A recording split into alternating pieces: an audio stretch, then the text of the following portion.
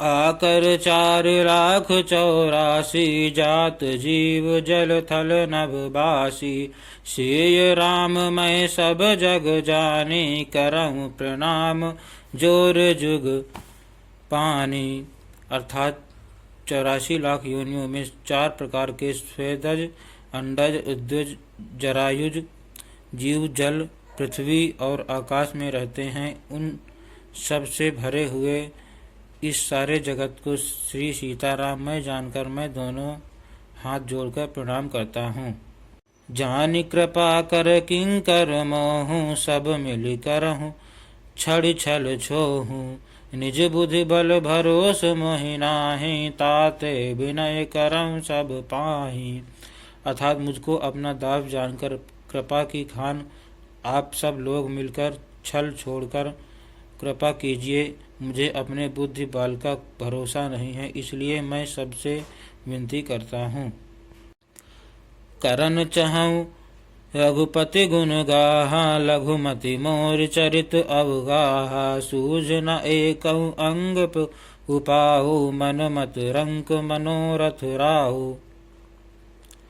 अर्थात मैं श्री रघुनाथ जी के गुणों का वर्णन करना चाहता हूँ, परंतु मेरी बुद्धि छोटी है और श्री राम जी का चरित्र अथाह है। इसके लिए मुझे उपाय का एक भी अंग अर्थात कुछ लेश मात्र भी उपाय नहीं सूझता। मेरे मन और बुद्धि कंगाल है, किंतु मनोरथ राजा है।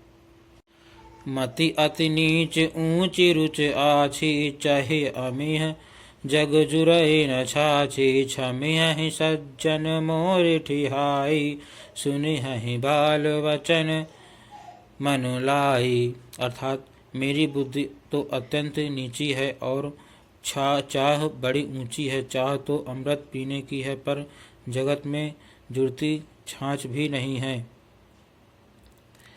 सज्जन मेरी ठिहाई को क्षमा करके करेंगे और मेरे बाल वचनों को मन लगाकर प्रेम पूर्वक सुनेंगे।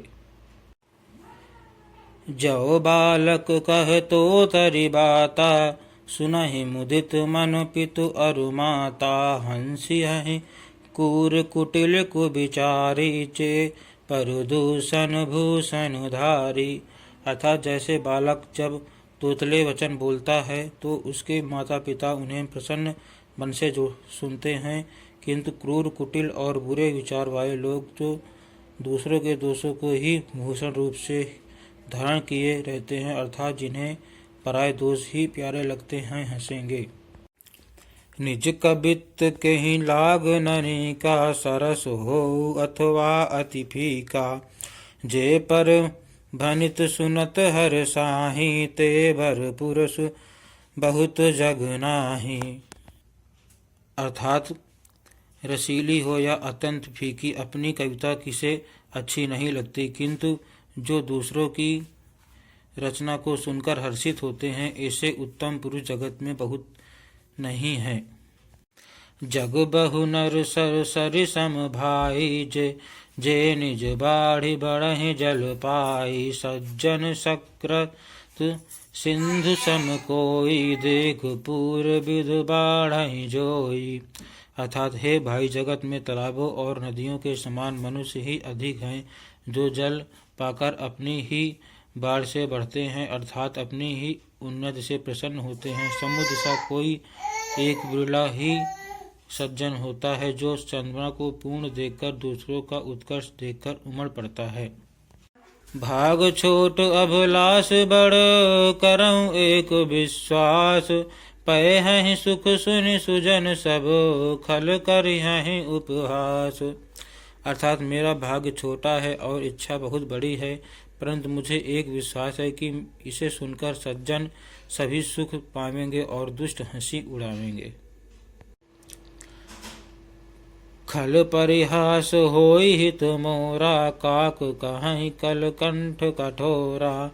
हंसहि बकुदादुर चत कहीं, हंसहि मलिन खल विमल बत कहीं।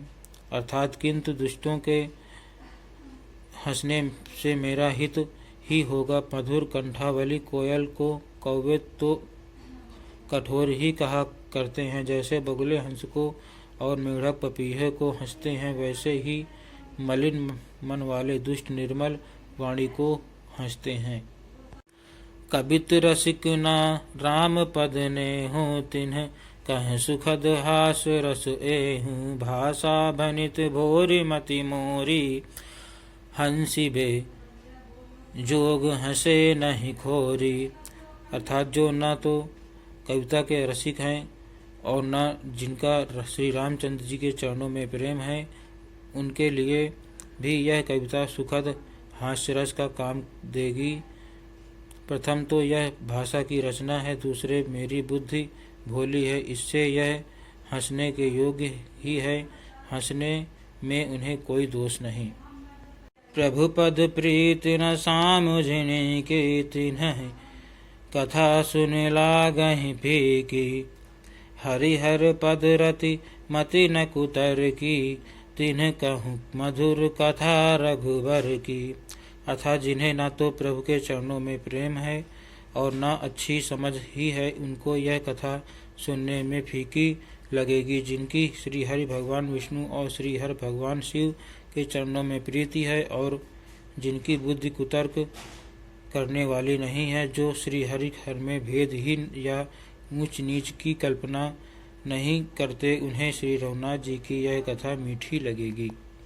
राम भगत भूषित जय जाने, सुने अहि सुजन सराहे सुबाने। कवि न हो नहीं बचन प्रवीणु, सकल कला सब विद्याहीनु।